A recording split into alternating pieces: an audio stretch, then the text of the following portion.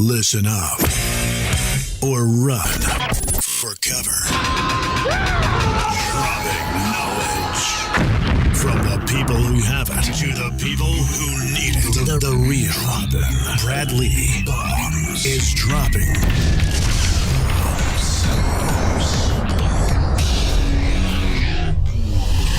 What it is, Brad Lee back again with another episode of Dropping Bombs. Today in the studio, boy, do I have a real treat for you, especially if you're into Bitcoin.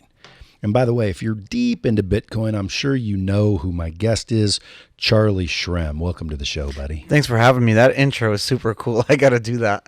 Well, hey, I know the guy that can help you. Yeah, my Untold Stories podcast intro is like, it's pretty cool, but it's more like, I like the style of like, I like the format of NPR radio programs. I think radio is going away, but the style and format of radio programs are really good. So what I don't care for like politics, I'm a big fan of like their style, and it's kind of how I do my show. By the way, folks, he's got his own podcast called Untold Stories. You can go to untoldstories.com and check it out. Matter of fact, you should, because it's filled with untold stories. Some of them we're going to tell today on Dropping Bombs, though. Yeah, big stories, like stories you've been wanting to hear, or maybe you didn't even realize that was going on, but stories. Now, if you guys don't know who Charlie Shrem is, he's basically an entrepreneur back in the day that got involved with Bitcoin relatively early. I mean, I would basically say you're a pioneer in all that shit. Definitely. You started BitInstant? Yeah, in 2011. Yeah, so keep in mind, folks, if you guys follow Bitcoin at all, then you already know that it has been around that long. Matter of fact, it was how long do you think it was been around before anyone even knew about Bitcoin? I mean, so like 2009 was when it was started being talked about publicly on the internet. Satoshi Nakamoto, the creator, started talking about it. But I mean, there are a lot of people that think that Bitcoin could have been invented maybe even like in the 2000s, like 20, 30 years ago. Who knows, maybe in the 90s, because the technology that Bitcoin uses is not really anything new. It's technologies that existed for a long time that Satoshi kind of brought together and figured out how to use it. Exactly. And so potentially could have been around. So who knows? So everybody knows right now, I think Bitcoin's trading at about 8,500, let's say. It was up to 20,000, I think is the highest I've seen it go. Yeah, it was crazy. Right? So I got some Bitcoin when it was 600, nice little chunk of them. So I'm a fan of Bitcoin. I'm a bigger fan in the blockchain, because that's really what's valuable, if you ask me. But I'm not Charlie Shrem, so what the fuck do I know? However, you at one time had a shitload of Bitcoins. Yeah, I think a lot of people did. What's the most Bitcoins you've ever had in your possession? At any given one time, I mean, you're probably thousands, hundreds. I don't know. There's no way to really know, because I was running this company, so they weren't my Bitcoin, but I was running. No. I'm talking about your own personal. Me personal? I don't know, man. I can't talk about that on a show. Well, is it more than 1,000? I can't say. Under 1,000. I can't say anything. I only have half a Bitcoin, actually. Is that all you're allowed to have? No, I don't know. It's like, well, asking someone how much Bitcoin they've had is like walking up to a random person on the street and say, hey, why don't you have kids yet, or something like that. I know, but I do ask people that. Yeah. Especially if I'm curious. Sometimes when you look at people, you don't have to wonder why they don't have kids. No, that's mean. But at the end of the day, I'm curious, because you were dicking around with Bitcoin when it had no value. That's the funny thing too. It's like, so we started BitInstant in 2011, not because we were like, oh, Bitcoin is going to be so valuable, let's sell it. And we were like 30% of all the global transaction volume of people buying and selling Bitcoin. But it was more because people were interested in this thing as like a science experiment and a fun, geeky thing. Not because, oh, if I buy it now, it'll be worth $20,000 in the future. Yeah. So there was no like real value. It was more of just for fun. Yeah. Cryptocurrency. Yeah. The old crypto. And by the way, people confuse cryptocurrency with Bitcoin, even though Bitcoin is cryptocurrency.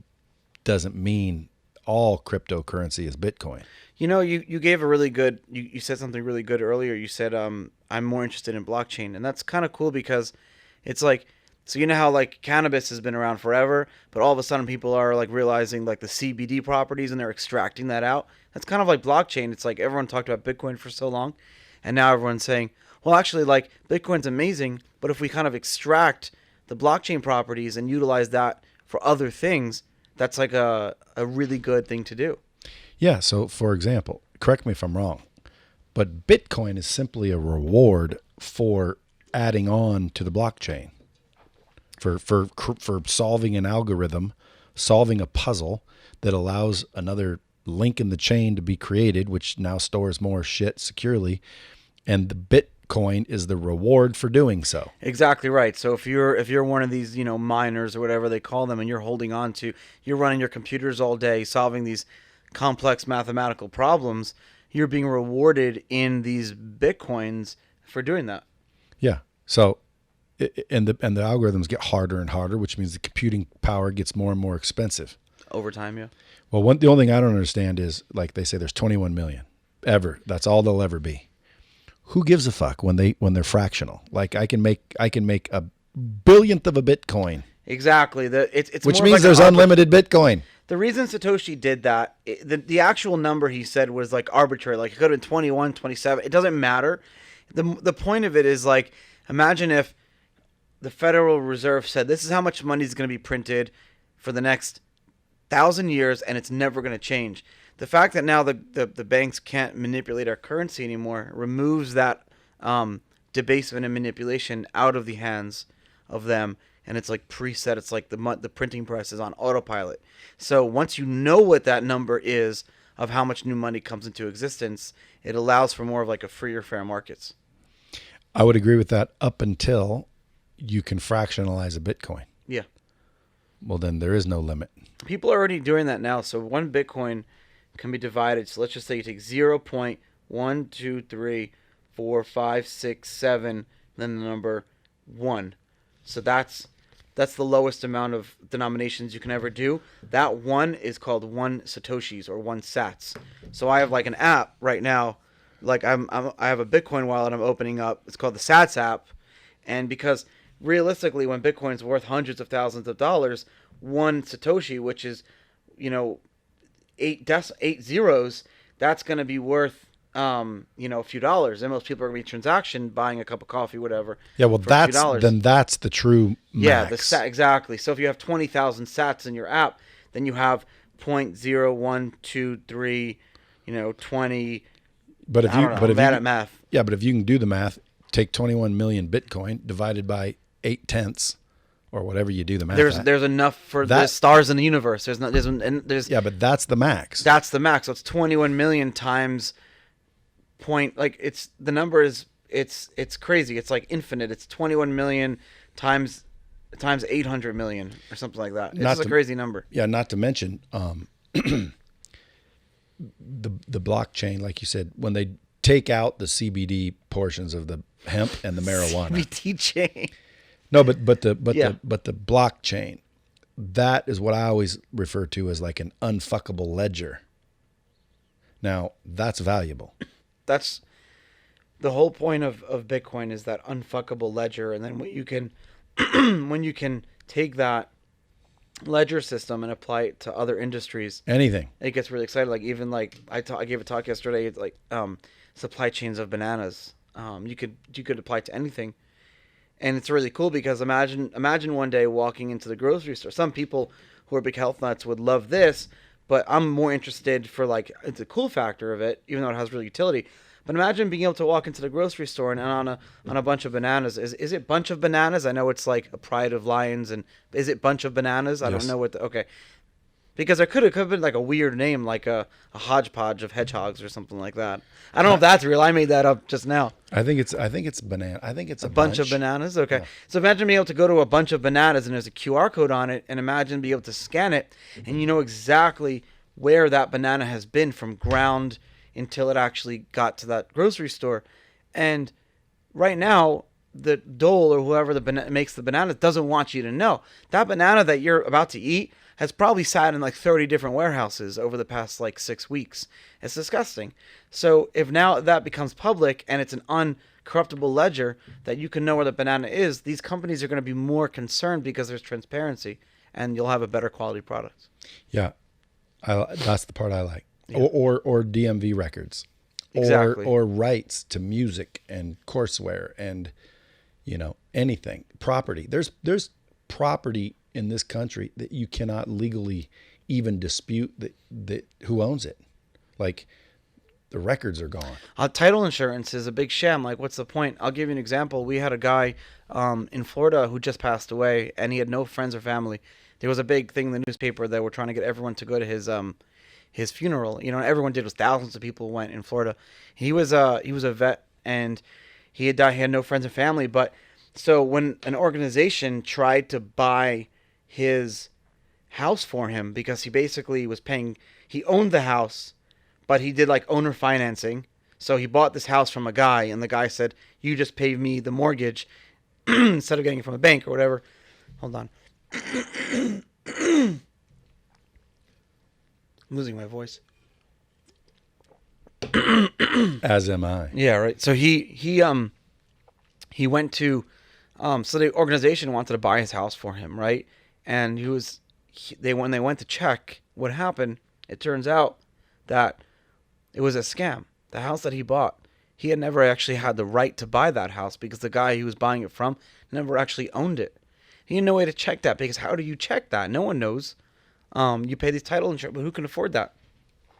So putting property, on the blockchain would be such a great way for people to avoid even getting scammed or whatever. Yeah. Well, and there's probably a million other cases we're not even looking at. Yeah. So if somebody's curious as to what do you mean, why is it so secure? And again, I'm just spitting out what I think I know. Mainly because there's some water. Thank you. Mainly because there's a million computers, nobody knows what they are, and they are all interconnected to where literally every single one of them has to do the right thing for it to be legit, which means you can't change it. Yeah, for a guy who's spitting out this stuff, you're pretty accurate on everything. So imagine your computer, that you're using right now. And it could be this part of this. Yeah. Nobody knows. Imagine if your computer right now needed to all transactions that ever happened on any credit card in the United States right now, like anyone swiping their American Express card. Imagine if your computer needed to be the one to verify that transaction. It would take, you have one computer and there are trillions of transactions, it would take your computer 6 years to verify one transaction. So that's why they have these big data centers, and these big buildings that are constantly processing all the transactions. With Bitcoin, there's no one central computer that you can try to go and blow up or whatever to shut down Bitcoin or shut it down, You mean blockchain? Well, Bitcoin for this purpose, but basically all the transaction verification for Bitcoin is happening on millions of computers around the world in real time. So it's like a completely decentralized system. And nobody knows which ones. Exactly. The traffic that leaves your computer is completely indistinguishable from any other internet traffic, like you going to check out, the BBC News or whatever. So in order to shut down Bitcoin, you literally have to shut down every computer in the whole entire, you have to shut down the internet. Which is impossible. I mean, countries try. So here's what I want to know then. And then I want to get into your story a little bit, but they always say Bitcoin's anonymous. Yeah, it's more it's more private than anonymous. It's pseudo-anonymous. Yeah, but it's not anonymous, right? It's not, but the criminals think it is, and then they try to do shit, and they can't get away with it. It's pretty funny. Well, because, at some point in time, there's a record. Now, if the record is anonymous, like Swiss bank accounts are numbers, not people's names, that's anonymous as, you need. But when you transfer the value into fiat currency, there's a record of that no matter what. So unless you never intend to cash out, if you're going to deal in crypto, then you could remain anonymous. But that means everyone in the world would have to take it. Your rent, your flights, your fucking steak dinners. And so that's what crypto diehards are hoping for. But the analogy that you're explaining is imagine getting on a highway and you have toll booths at every exit. Eventually you can drive on the highway and all you want to do stupid shit, but eventually you're going to have to get off. Yeah. But the diehard Bitcoiners will say, in a perfect world, you're just using your Bitcoin to transact. You never have to worry about that. And then at that point, it'll be anonymous. But I mean, who knows? Well, yeah, but I think that's highly unlikely in the next, 10, 20 years. If you look at Bitcoin as you have these diehards that say that Bitcoin is going to completely overtake the payment system that we have in the world today. And I don't know if I believe that. I think that I'm a believer in competition and capitalism. So I think that if you're looking at it like Bitcoin is a payments, or blockchain tech is a payment system or a global financial system that can be another alternative for people to optionally want to use, it'll basically provide people an option now, and these other systems that we've been using for so long that are shit will now have to compete with Bitcoin, and it'll make everyone have, options are always good. You have better. When you have one gas station in the whole city, that gas station could charge whatever they want. But when you have two gas stations, they compete with each other for your business. It's the same thing. Have you heard of Sweatcoin? No. So Sweatcoin is doing pretty well. What is Sweatcoin? Sweatcoin is, let's say you're willing to work for people online digitally. Oh, yeah. So you work for Sweatcoin, which I imagine is an altcoin, crypto. You work for Sweatcoin, and then that Sweatcoin you can use as real money. So let's say, for example, I sign up for Sweatcoin, and you say you're paying 10 Sweatcoin to watch ads because you get paid for when you can show people ads. So 1 million people go watch this ad for Sweatcoin. They earned 5 Sweatcoin, let's say, and they watched the ad. Well, you got paid because that advertiser paid you $1 million to get 1 million people to watch their ad. Yeah, this model and that model and variations of it are being attempted by a lot of different companies, and I think that whichever one succeeds is going to do extremely well. Well, that's where I was going next. How do I make a Lightspeed coin or a Brad coin? And why would I? That's the first question I would ask you is why do you want one? I don't know, because I want to get in that shit somehow. Just buy Bitcoin and holding it is the best way to just get in that shit and Yeah, but you also said that it could be zero. It could be zero. Yeah, so it's either going to be a lot or it's going to be nothing. Is there an amount of money that you have right now that if it disappeared tomorrow you wouldn't even flinch? Take that amount and buy Bitcoin with it. So I'm supposed to put 280 million in That's there? what yeah. Is that what you want me to do? Hey, I'll tell you, had I done that when I first heard about Bitcoin, I'd be a trillionaire. Yeah, true story. Someone told me about it when I think it was around $50. And I'm like, now what is it? They're like, da-da-da-da-da-da-da. And by the way, it was already $50. That's pretty significant. They started out at like cents. So $50, I'm like, listen, this is stupid. It's never going to work. They're like, what are you talking about? I'm like, dude, who wants Bitcoin? Nobody wants Bitcoin. If I give you $1,000, you're going to give me 200 Bitcoin. Now, how do I get people to want that Bitcoin? They couldn't explain that. So if they could have explained it, like if I would have talked to you when it was 50, but there's no I would be a trillionaire. Yeah. Because you would have explained it better than these idiots who tried to get me in at 50, which I turned out to be the idiot because we all know what happened. Because if someone would have convinced me, I probably would have put 20 G's at $50 each. Yeah. How many would that have gotten famous me? quote that's 4,000? The famous no, quote, 400. The famous quote that Satoshi said was, I don't have time to explain it to you. If you don't understand it, I'm sorry. That's what Satoshi himself said to people. Now you say it like that's an individual. Is it an individual? I think it's a group of people. Just from the writing styles that was going on during those years, you have like more like American writing style sometimes, and you have like British writing style. So that's what I think. But the group of people had to be some smart son of a bitches. Number one, to think it all up, but number two, to even know to remain anonymous. I think that And by the way, yeah, if I were to claim right now on live air, I am Satoshi Nakamoto, nobody could fucking deny me. Yes, I can. There's a very simple way. I could right now. If you said you're Satoshi, there's the most simplest way possible. How? Well, the original white paper there's a few ways actually, but the original white paper was written, there's an email address on it. Okay. Simple way, send me an email from that same email address. I can't remember the one I used. Right. There's a PGP passcode, PGP email encryption mechanism that's in there too.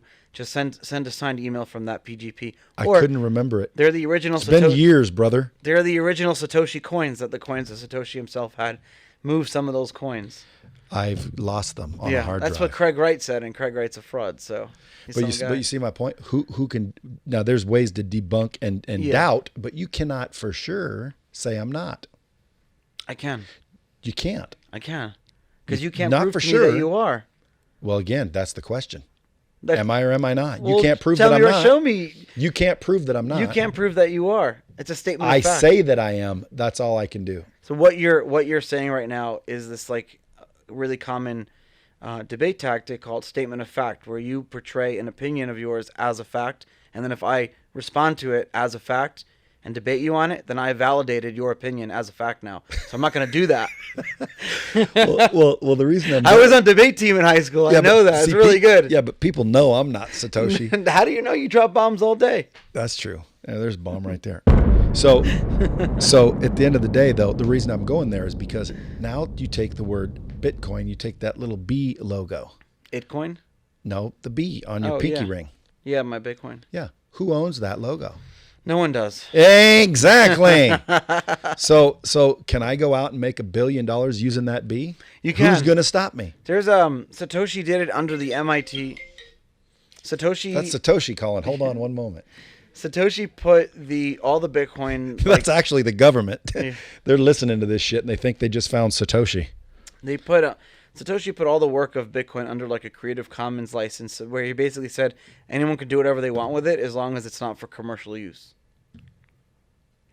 Well, then there's someone breaking the law. Yeah, probably. Well, I know a guy that goes around and he sells Bitcoin energy Satoshi drink. never did this. Who's ring. that Bitcoin energy Oh, drink? let me tell that Bitcoin energy what's drink. His name? Shil Patel. Yeah, Shil Patel, dude. Like when I seen that, I'm like, dude, that's brilliant because nobody can stop you from using that. Well, I don't know what happened. My boy Craig, who's here right now, was killing it with Bitcoin energy drink, and I was going to be involved. But then, like Shil or whatever, like they completely dropped the ball on that. It's such a great product that tastes great, and it sucks when you have a great company drop the ball completely. Did they give up because Bitcoin I don't know. crashed? They just disappeared.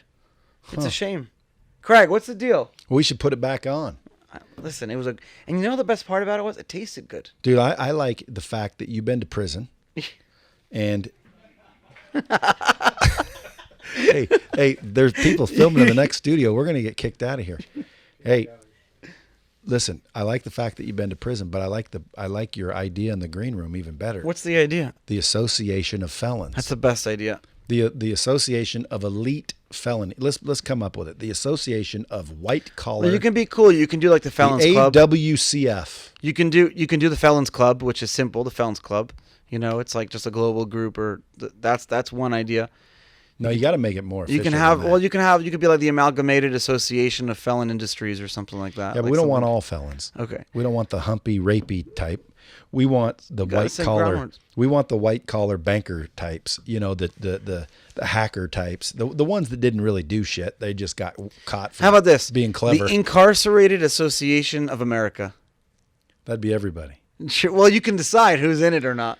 How about the Association of White Collar Crime, the AWCC? No, I don't like doing No, white collar crime. criminals. I don't like calling white collar. I don't like that term white collar crime because what defines it? Well, that you had a white collar on more than likely think when you were doing it. I like any crime It means that's banking. This is It's where my not- line is. It's not thuggery and tomfoolery. Okay, so it's intelligent crime. This is where my line is. My line would be any crime that doesn't have violence, or any crime that didn't have violence or guns or anything like that, Or direct victim, but who's to say? Like if you steal from an insurance company, like there are people that say that there's a victim there. They.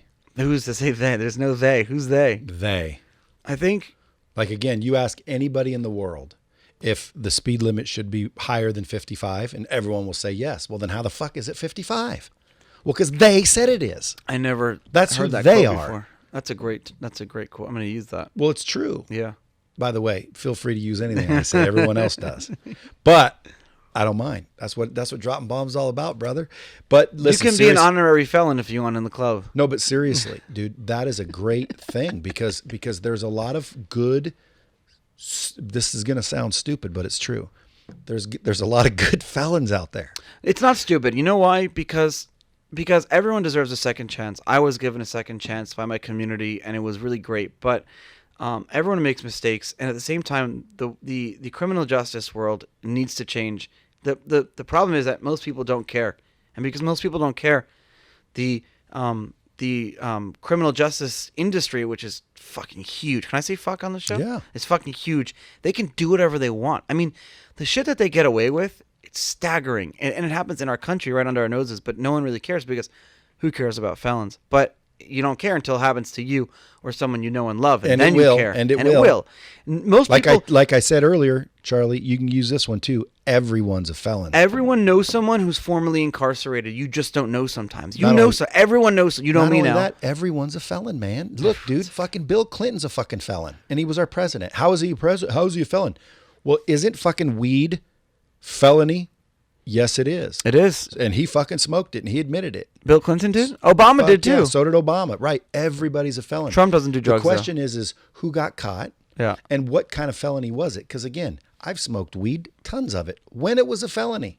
So technically, I'm a felon. I just didn't get caught for smoking weed. I've sold weed, supposedly and allegedly. Always add that, by the way, in case someone's For listening. education purposes only. That's right. So I've sold weed. I've sold coke allegedly. Allegedly. Now again, was I a big time coke dealer in Detroit? No. But my buddy said, "Hey, can you get me an 8-ball?" And I said, "Sure." Allegedly. And so I fucking got him an 8-ball. I've never even seen cocaine in person. I have celebrities that said, "Can you get me an 8-ball?" And I knew people. I got friends in low places. So I pick up the phone, allegedly, and I say, "Sure, I'll get you an 8-ball," allegedly. And I got him an 8-ball, allegedly. So at the end of the day, doesn't that make me a felon? I just didn't get caught. How many of us are there out there like that? Every fucking one of us. Now, again, if there's some really, really goody two-shoes that have never done a fucking thing, Throw them in jail. no, like, yeah, like that there should be a crime in that. But all kidding aside, you find some real goody two-shoes, like my wife. My wife has never done a drug in her whole life that she knows about. Anyway, I told her it was CBD, but anyway, GHB? No, I told her to smoke on the pen the other day, and she said, "What is it?" And I said, "It's just CBD, babe." But it wasn't. It was. Can I ask you a question? I'm joking. I wouldn't do that to her. Can I ask you a question? So, I've been out of the so when I got arrested 6 years ago, I couldn't smoke weed, and so, which was fine because I allegedly smoked a lot of it. But so the question I have for you is, the cannabis world has changed a lot in the past 6 years. Yeah. What's the deal with CBD? Is it a gimmick? No. Is it did it actually Dude, let me work? tell you something about CBD. Tell me. Do you sell any CBD products? Not yet. Okay. I do have a thing coming out.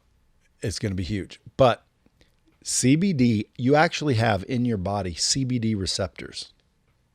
So like your physiology is made up of CBD receptors. Now, why would your body become equipped with CBD receptors if we weren't intended to have CBD? No, I know. I understand that. I guess CBD, does it work is more of a yes, question. it If I have a fucking headache and I take CBD, I won't get stoned. Rather, I would just not have a headache anymore. Well, you definitely wouldn't get stoned because there's no THC. But you in just said the headache would go away, basically. Well, again, it works on various people various ways, but ideally the idea that is sounds yes. gimmicky. It's not It works on gimmicky, various dude. people various ways. Yeah, like dude, like people have different body types and DNA and freaking microbiome, and everybody's an individual. So like if you've ever taken acid, you might trip out where someone else doesn't trip out the same, but you both trip out, meaning CBD will help you. The question is will it make your headache go away? Well, I don't fucking know. Yeah, Why you you're have a right. headache? It's a good point. Maybe. Yeah, you're right. I have to keep an open mind for these things. Yeah, I like it guess I've doesn't never cure tried it. cancer. So like you smoke CBD, my A lot of- headache a ain't lot of going people away. treat it Well, like your it cures headache is cancer. caused from a fucking 7-meter fucking tumor in your medulla oblongata. Then no, CBD is not going to make your fucking headache Yeah, go but away. Advil would work. Advil could work, but I'd prefer Aleve. You like Aleve? Yeah. I always thought Aleve was for back pain. No, dude. I had a toothache one time. My toothache wouldn't go away. I tried everything. Fucking, they gave me at the dentist. They gave me what do you call it? Oxycodone or like Yeah, I want illegal shit. Dude, I flush that shit down the toilet. I know, but they gave it to me, so I take the fucking I don't pain do pill, that. and it kind of goes away for Yeah. a couple hours, and then bam, I got to take another pill. Well, my friend said, "Here, take a leave," and I said, "Shut the fuck up! I got codeine or whatever this shit was." And You they got said, fucking heroin, man. That's heroin. no, they said take this. Yeah. And so I took to a leave, and I'll be damned if my fucking tooth didn't go. My pain went away immediately.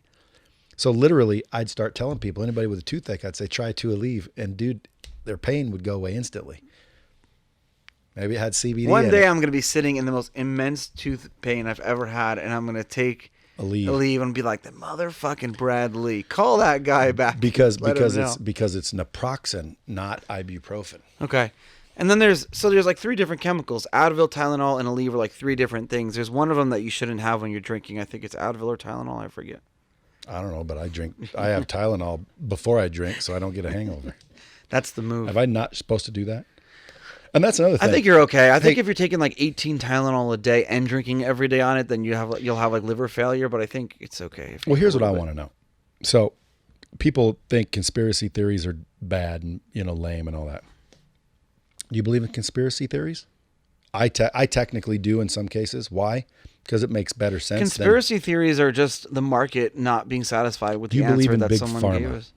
Of course. Okay, so when you listen to any ad, like Loonestra, sleep peacefully throughout the night with Loonestra or whatever it is, and then it point blank in the commercial, if you're listening, says might cause dizziness, diarrhea, death, suicidal thoughts, and we're still taking the shit. And they get the people, they get very like sultry. Like my wife's a voiceover artist. Her website's bookcourtney.com. And so like they hire her for like the sultry voice to like make you want to buy shit. Okay, so how is she'll that? Like, give me a foot massage. And I'll be like, yes. So how is that legal? Like it's legal. The FDA says it's okay to sell Loonestra that might cause dizziness, diarrhea, drippy dick, whatever the hell the problems are. But CBD doesn't cause any of those things. Yeah. And it also supposedly fixes those problems. So my question is, why is it illegal? Well, it's illegal because if you look back, the DuPont family and a couple of powerful families, like Andrew Carnegie, which was really Carnegie, but you go look at the Rockefellers, right? And all the big tycoons way back in the day, dude, they owned everything. Mm-hmm. They didn't let you vote unless you owned land. I guarantee you, as soon as, so it's very smart. As soon as Big Pharma is going to own all of MedMen and all these Curaleaf, they're going to own them all. And then, as I'm telling you, as soon as they own them all, they're going to throw a bunch of money, put it all on the ballots, and the federal government's going to be like, all right, it's legal now. And we're going to be stuck with... It's already legal. I know. Well, in Nevada it is, but most of the rest of the country it's not. Well, au contraire. There's 16 states where it's completely legal. It's just not federally legal anywhere. That's what I mean. So it's going to be federally legal once Big Pharma owns it. Only if Trump does it. I don't think he'll do it. I think there's a good chance of a Democratic president doing it. But what do I know? I can't even vote. I'm a felon. You can vote. No, I didn't accept the rights back. You didn't accept it? I don't accept it. Everyone was like coming up to me. Yeah, I went to the polling station. I voted just so you can get your rights back. I was like, why'd you do that? Dude, not being able to vote is the best way out of political conversations. Yeah. Like I've had people get into fistfights over politics. I'm like, I just can't vote. I'm out. But you don't have to say I don't vote. Just say I don't vote. No, I said I can't. Yeah, then they go, oh, you're right. People are family members. My brother killed himself over in Iraq, so you can get your right to vote. I was like, what? And so that doesn't work. So I just say I can't vote. And it's also that's just lame. They don't go to Iraq and fight so we can fucking vote. That's what they say. What do you think the Afghanistani ISIS are over there going? Those fuckers are voting. we need to stop this. No, they don't give a fuck about us voting. That's not why they're over there fighting.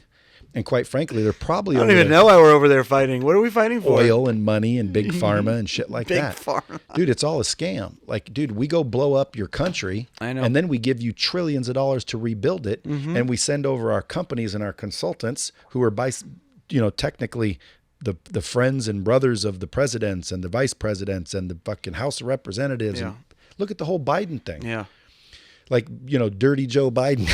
What's so funny about Biden, and I'm so apolitical, but what's so funny about the Biden thing is that no one is talking about what if he actually did or what he like the corruption allegations themselves. Everyone's just talking about it like, did Trump do something wrong? And that's like, can we talk about that for a second? Like, did he actually like do that corruption and do that really bad shit? Well, that's why no one's asking those questions. Well, there are, but they're not being publicized. Yeah. Why? Well, because dude, that's the real question. Yeah. Like, what the fuck did he do? What the fuck did he actually do? Like, that it sounds like he sat on the board of this company that like bribed the Ukrainian government. That's like some shady shit.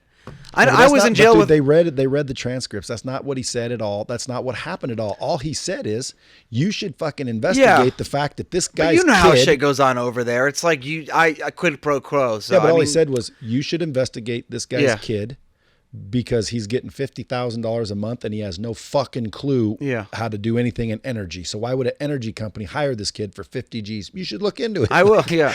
Like, that's just common I was sense. in jail with guys who were going to be there for like 30 years for like bribing someone in Mexico to build a Walmart or something like that. Well, the controversy comes in when, that's his political rival. Yeah. So, hey, you can't do that. Well, again, here comes what's fair in this world anymore. And by the way, I'm apolitical. Like, I don't give a fuck. That's my viewpoint. I think the whole system needs to be more fair. I just don't think anyone can change it. I think if anyone actually did change anything, they'd end up killed like JFK. This is what I'm going to say, because you have a lot of listeners on this show. You have a ton of listeners. And I want to say one thing about voting and our elections and our government and things like this. This is what I'm going to say. Vote local. Like, it doesn't matter who the fuck president is. It doesn't even no one even cares about your congressman. Like, it's stupid.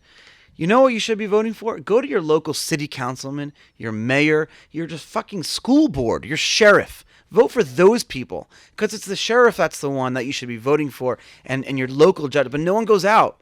So in my city, you have like 100,000 people that live there. Like 2,000 people go out and vote for the city councilman. So the city councilman can basically pay to be in city council, and they have all the power. They're the one who are basically doing all your property taxes. They're the one who are doing all your state and local taxes. They're the ones who are building the roads over there. They're the ones doing everything that affect your life. Vote for those people. Don't vote for the president. Who cares about that? Yeah, I agree. Let's get back to Bitcoin, because I got some questions. So you went to prison for what, 2-3 years? You got sentenced to 2-3 years? I did a year of house arrest, and then I did 18 months in federal jurisdiction. Out in Pennsylvania. Was that an FCI low? Yeah, it was part of a compound of a camp, a low, and like a super max. So if you shut down. Well, in the camps, from what I heard, if you want to escape, you just call a cab. The camps one of those. The camp, none of the camp's offenses, because like, why would someone run if they have less than 10 years? You can't be in a camp unless you have less than 10 years on your sentence. And then I did 3 years of probation. And now you're free and clear. As of a few weeks ago, yeah. Well, congratulations. Thank you. It was very difficult. Well, they try to keep you in that shit. But so you went out to Pennsylvania. I forget which one. Lewisburg. How was that? What do you mean? Was there bocce ball? There was bocce, actually. Was there fucking swimming pools? There was no swimming pool. Golf? There was no golf. I did play in an ultimate frisbee league, though. It wasn't that tough a time, was it? I have to say, jail sucks. Well, sure it does. Well, yeah, no, but it really does. Like, it just sucks. Like, now, it's by just the way, the worst. Did you have a job? I had a job. What was your job? At first I taught in the education department, so I taught people like GEDs. But the cooler job I had was I drove a snowplow and a street sweeper every day. Okay, and how much did they pay you? $50, $54 a month. Okay, so now again, and that's a high-paying job. I know, but look, that is fucking illegal. Yeah, that is an illegal thing to do. But hit the bomb button. I'm gonna drop a bomb right now. How many federal employees are there? How many federal buildings are there in the country?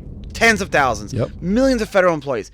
Every piece of furniture, every chair, every desk, every piece of furniture in every federal building in the whole country is built by inmates for slave labor prices. Yeah. It's all built by inmates. Well, that's where I was going. That's illegal. So you know what they say? They say, oh, no, you're a criminal. You don't get the same rules and rights as everybody else. But to you and I, that seems like crazy. But when you're on the inside, that's the best job. Like, if you get to work in those factories and make a few $100 a month, that's the best job. You get to work in a factory and like do something with your day as opposed to cleaning a bathroom. Yeah, you get paid. It's a ton of money, a few $100 a month for an inmate. Not only that, you get perks. Yeah, but still illegal, dude. And that's where I'm going with it. That's why I think everybody in the U.S. is eventually going to be a felon, because they want you to be.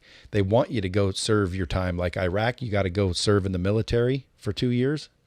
Here, you got to go to prison for 2 years.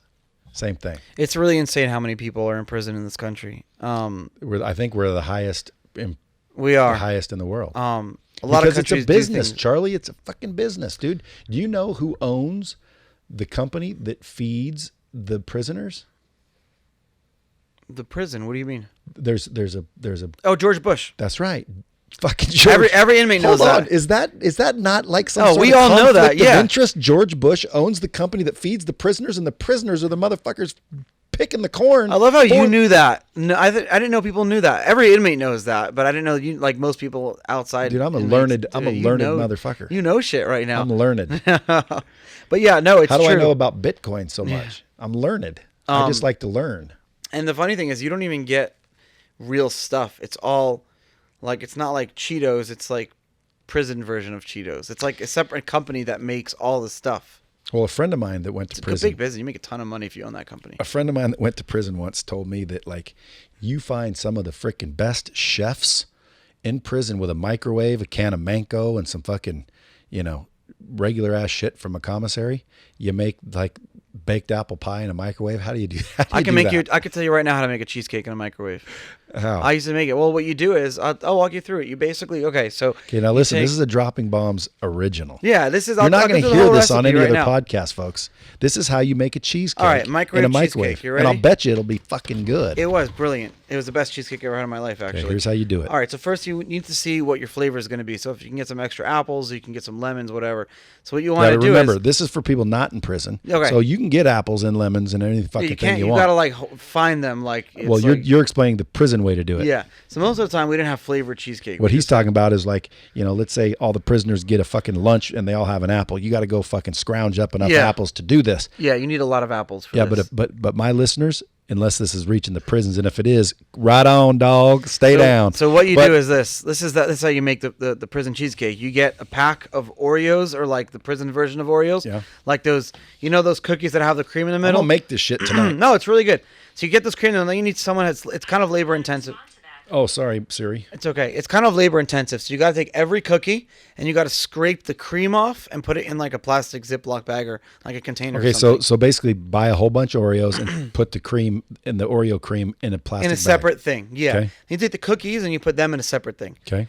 Then you take all the cookie that's left over, the two cookies, and you kind of mash it up and make it a fine, like a consistency of like. Can you use graham crackers? I never tried it. I know, but dude, it has to work. In The theory, only reason you used fucking Oreos is because they were available. that's all you have. Right. So let's try to do a fucking prison Kinda tastes microwave cheesecake All with right, actual let's cheesecake do it. shit. So you take all the cream in a separate thing, and you put, again, this is what all inmates, you get powdered coffee creamer, and then you get shelf stable like cream cheese. It's like cream cheese that comes in like ketchup packets that you get at McDonald's. And it Yeah. doesn't need to be refrigerated. It's kind of weird. It's very weird, like cream cheese that can be sitting on a shelf for like, So cream powder for your coffee, like Carnation. I don't know what Carnation is. It's like the brand. Okay. And then you have shelf stable cream cheese, which you can't even buy at stores. Like, it should be legal. Shelf stable cream cheese. And you put that, and then you kind of mix it all together. You put all the stuff together. You put water, and then to like make it a little bit of a thicker consistency, and then you mix it around, and then you take you put water in the crust, and then you put it in the microwave for a second, just the crust, like the Oreo, and it kind of makes it warms it up, so it makes it like you can mold it, and then you take like a Tupperware container and you mold the walls and the bottom of the Tupperware with the Oreo before it hardens again, and when it gets not warm anymore, and then you pour all this stuff on it, the mixture of the creamer and everything. And then you put it in the microwave, and then you like put it for 10 seconds, and you spin it in 10 seconds, and you spin it in 10 seconds. Because our microwaves in jail didn't spin on their own, so you got to spin it and everything. And then once you do that, then you take it out, and you get a big mop bucket, like a bucket for mopping. You fill it with ice, and you put the cheesecake in the Tupperware in the ice for like 6 hours, and you got a cheesecake. How was it? It was the best thing ever. Whenever Henry would make them, I loved them. Dude, I'm telling you. You got some fucking ingenious son of bitches sitting in prison. You know why? Because you got to sit there and you got nothing but time to think. What was cool was everyone had I had a recipe that I kind of concocted that worked, and so instead of other people trying to make the same thing, some guy would tell me, Charlie, I'll make you my microwave pizza if you make me your crazy Asian cheesy chicken that I used to make for people. So that was my thing. I used to make this Charlie's crazy Asian cheesy chicken dish. So you did 18 months. I did 18 months. Like, I've been drunk longer than that, so that's not very long. One day is pretty fucking long in there. So 18 months, and then Yeah. you had to get out to a halfway house, I'm Yeah. sure. Where was that at? Pennsylvania. And the halfway house basically said, you can't drive. Halfway house is worse than jail. Right. Oh, it's terrible. You can't drive. You can't do anything. You can't leave. It's not designed to actually get you to win. Otherwise, like what you can't drive. It's almost like they want to fucking hamstring you. They want you to go back. Do you know why? You're worth more in than out. There's a lot of money. Most of them. You're worth more out than in. It's based very on easy. Taxes. It's very easy to get violated for doing anything wrong. There's very little oversight, and you really put it this way: from the day you get arrested to when you're like completely free, like off probation, your balls are always in someone else's hands. That could be a good thing. It's not a person's hands you want them to be in. I'll tell you that. All right. So it's not your wife. Your nuts are in a vice. Your nuts are in a vice constantly with someone else. Like, and these people will constantly remind you that. Like they will. All the COs in prison will remind you of that. All the people at the halfway house will remind you. Everyone. When you have people that have these little corners of power, they're going to protect their little corner of power. It's not the people at the top that you should be worried about. It's always the middle management people. You ain't lying about that. It's always like it's like the person who issues parking tickets. It's like, oh my God, it's like, but if you're nice to those people. So I had like a kind of, my thing was, I'm going to kill them with kindness. I'm going to be as nice to everyone as possible that I could be. And that worked. Well, then, and you obviously made it out alive, didn't you? Because they realized very early on that I'm not going to be a problem, creator for them. I'm just going to like leave me alone. I read a lot of books. I'll eat my food and I'll just stay out of the way. Stay out the way. So you went to prison because you were involved in that whole Silk Road. You had Bitcoin. You weren't paying attention to what they were using with it. The whole Silk Road scandal. Yeah, I was selling Bitcoin to, I had 30, 40,000 customers of people buying Bitcoin. We were like I was saying earlier, we were 30% of all the global transaction volume, but we weren't, once you had the Bitcoin, I didn't really care what you did with it. So we had a customer who was buying Bitcoin and then reselling that Bitcoin on Silk Road to people who may or may not, be buying drugs or whatever. And because I didn't stop him, then that's illegal. And technically it's a law, and I broke the law, so I went to jail for it. Now, when you say the word technically. No, there's a law. Not technically. There's a law. I broke the law. I went to jail. I'm guilty. Yeah, but you said technically. I did say You used the word technically. Technically. Which means you don't really think it's wrong. You just say technically it's illegal. No, I think drugs are bad and drug selling to kids are bad and things like that are bad. Course. And also... But that's not what you did. I did. I was involved in that. Dude, you got you brainwashed. No comment. Dude, at the end of the day, listen, the government, if they're listening, I'm just joking. Everyone's listening to this show. I'm just joking. The feds. But, dude, when you say technically, it's funny because technically there's shit that's against the law that's technically against the law. You can't tie a giraffe to a telephone pole, technically, according to the law. You can't? You didn't know that? There's a law in Nevada, or it's at Utah, that it says you cannot tie a giraffe to a telephone pole. I did not know that. You can tie them to like a street light. And by the light. way, ignorance is no excuse. You can tie a giraffe to a street light, but you cannot tie a giraffe to a telephone pole. See, I did not know that. Dropping bombs. And by the way, technically, it doesn't matter that I didn't know that. You're right. Ignorance is not excusable. Yeah, so there's where the technical comes in. I don't agree that, if I sold him Bitcoin and he went and used it to buy weapons that killed 100,000 people, I'm not involved with that. Yes, but if you run a business that sells Bitcoin, then you have to be involved. All the banks are involved in arms dealing. Well, yeah, the banks put machines all the banks are involved in Let me ask you a question. Child trafficking. Go to an ATM machine in a casino, spits out $100 bills. Why? Because I know you're using it for the casino. Go to any other ATM machine, $20 bills. Go to an ATM machine in a bad neighborhood where they sell drugs, $5 and $10 bills. You don't think the bank knows? Who decides that? Bankers. For those who can't see, I'm putting my hands up. Well, you're on camera. Oh, am I on camera the whole time? Yeah. Oh shit! No one told me that. So at the end of the day, it's technically against the law, which means, dude, that's why I'm saying everyone's going to be a felon, bro. They'll literally go pass a law with 100 laws underneath the laws without even knowing. It's true. Hey, by the way, ultimately, when you had those headphones all cockeyed on your head, see, what's funny is I was thinking, man, this motherfucker's confident. That's what I do. No, at my show, I go like this. I'm thinking like, this dude don't give a fuck what that looks like. Which again is good. Because my ear sweats, bro. See, as soon as I said there's cameras, he took those fuckers off so fast. It's like, not comfortable. He's like, oh shit. So these headphones are good, but they're not. The spring is not tight enough, so they keep sliding off my head. My headphones at my studio in Florida, Jump Dog Studios, Wayne, I love you, bro. They like, he's got like good headphones, so they stay. They're like nice Bose, you know. Bose. Is it Bose or Bose or Bose? What is it? I call them Bose. I just say Bose. It's like Target or Target. These are supposedly top notch. Yeah, they're okay. I don't know. They're audio. No, they're Technica. good. They're good quality. I guess I have a small head though. Yeah.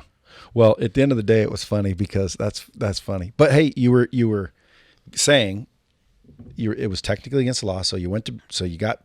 I guess what I meant to say is I should have known better, but I didn't. But that's not an excuse. Yeah. I was a kid, running this company out of my parents' basement. But again, that's no excuse.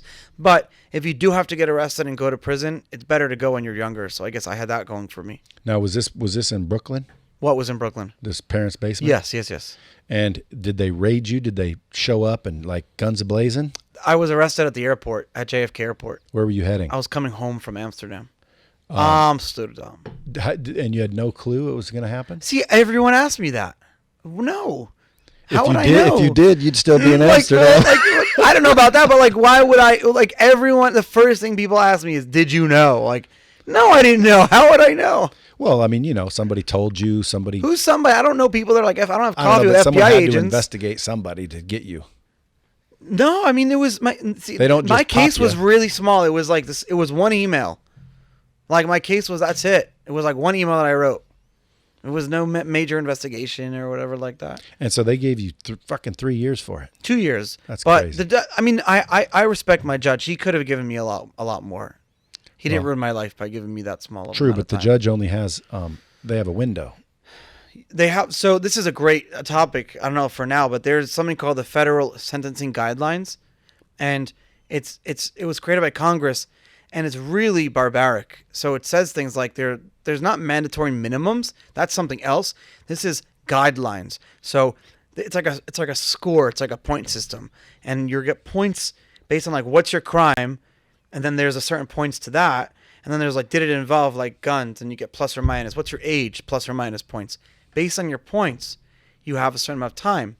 Now, originally based on my crime, I had 30 years, and then eventually I pled guilty, and then it was only 5 years was the guideline. So the judge could have given me 5 years. In fact, the guidelines say to give 5 years. But my judge, and I respect him a lot for this, he's publicly written articles on the New York Times, written books about this, that the federal sentencing guidelines are stupid, and he in fact doesn't even follow them. So I'm lucky that I got a judge that is actually thinks for himself and doesn't just follow the herd. You got real lucky. Yeah, I did get so lucky. Because there's a lot of people sitting in prison right now for legal shit. Oh, yeah. Like, for example, cannabis distribution. I had a friend, he was a yoga teacher in prison. He was a construction worker, and then he sold a few pounds of weed to someone, and that's why he was in jail for like 15 years. And he's still there. He's still there. Got probably teaching yoga. 8 to go. Meanwhile, He's such a nice guy. My wife knew him it's too, totally yeah. legal. They won't let him out. No, they won't let him out. And he's from New Jersey. Really such a sweetheart, like a nice guy. How well do you know Gary V?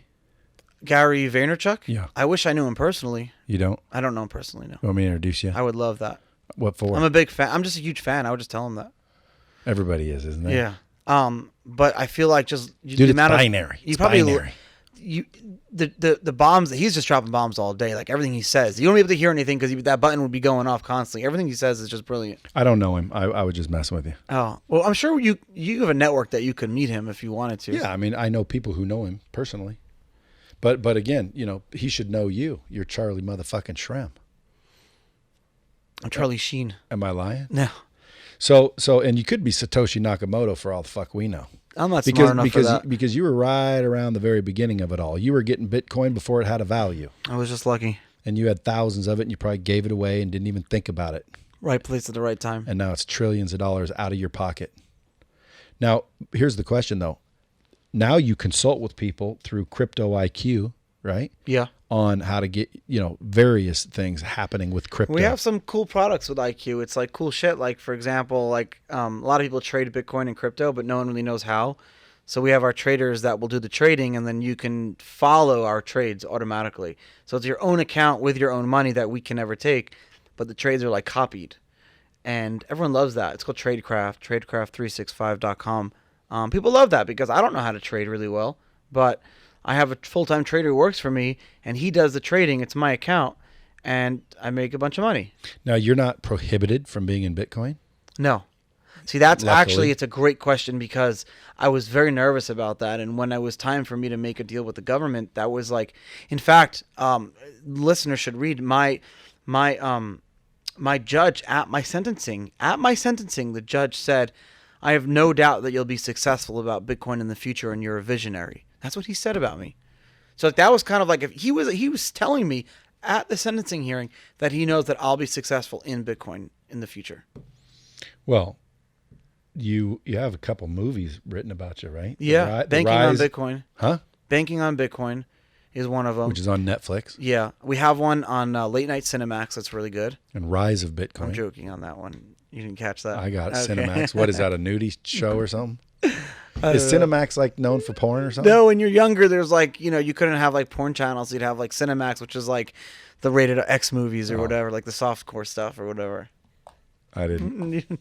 I'd just go to like, tubate.com or Well, I something. don't have computers. You don't have computers when you're younger, and you could use what you get. So plus the rise of Bitcoin. Yeah, The Rise and Rise of Bitcoin was the first documentary in 2013. That was a lot of fun to produce. Yeah, so like you're damn near one of the founders of it all. We like to use the term, we're like the Gospels. Jesus was the founder. That's like a terrible like- thing because I'm not religious at all. I'm a Jew. You mean like an apostle? Yeah, no, like the gospel. Apostle. Yeah, that. Apostles. That guy. Yeah. And, I always wished I was Jewish for one reason. Why? Because I'd run around telling people, look, there's Jews and those who pray to one. That's funny. That'd be the best. I just want to be Jewish just so I can say that. You get punched in the face if you say that. Well, it's true. There's Jews and ones who pray to one. Jesus was a Jew, bro. Yeah, true story. So anyway, you're always obviously welcome to stop by, drop some bombs whenever you're in Vegas. You live in Florida. Right now, you're basically rebuilding your whole fucking life. You only been out for how long? 2 years? I've been out for 3 years, yeah. How's it going? It's amazing. So you got cryptoiq.co. If anybody wants to understand, learn, hire you for consulting, learn how to trade, do all the anything got to do with crypto. And you're probably hireable as a consultant if someone's got enough money. Absolutely. And then you've got untoldstories.com, the podcast. It's such a fun show. It's not like it's like your show. It's like more fun. It's interesting. I try to make, if I can make. You have guests? I have guests. If I can make my listeners laugh at least once an episode, I'm successful. It's not a super annoying, complicated bullshit like mathematical crypto show where it's like, what the hell is this guy talking about? It's like you're just like fun and we bullshit and we tell fun stories. It's literally like tell me stories. It's stories. It's story time, but with a lot more cursing. So untoldstories.com if you want to subscribe. I'm sure it's on Spotify, Yeah. iTunes, all that. How long has it been? How many episodes have you got? Oh, I don't even know. A bunch? I just launched the show like 3-4 months ago. How's it going? Good? I am so Bomb Squad, I go. have 22 episodes. I launched 3 months ago. I do 1 episode a week, and the show's just killing it. Well, if the Bomb Squad can do anything to repay Brad Lee's generosity of always bringing you guys good people, good information, go subscribe to Untold Stories and make sure you leave them a comment and a review, #Bomb Squad. And then obviously go do it for mine too, you bastards. Because again, I mean, like, fuck, I only got like 800 reviews out of thousands and thousands of people. Yeah. It's like, this shit's free, bro. I know. Like, just leave us a 5-star. Stop It the helps. truck, get out your phone, and go fucking rate and review the shit. And most people are already logged in to their iCloud. All they have to do is literally swipe up your phone, click the podcast thing that they're listening to right now, and click the 5-star button. Boom. That's all they have to do. They don't have to sign in, enter credit card, just hit the freaking 5-star. 2 seconds. Yeah, hit the 5-star and also hit subscribe. Hit so subscribe, when an episode drops, it just automatically downloads in your phone, and then that counts for downloads, which drives up their popularity, and then the popularity shows up on these freaking top 10s or whatever, and that's how people discover new podcasts. And boom, now you got fucking Charlie at the top of the charts, which you probably will be. Dude, I need to talk to you offline about how to leverage crypto, because I'm telling you, I believe it's coming. I don't think it's going anywhere. And again, I don't care about Bitcoin or altcoins or sweat coins or dick coins or whatever you make. Dick coins. It's blockchain that Yeah. matters, and that's what I believe in. The blockchain's not going anywhere.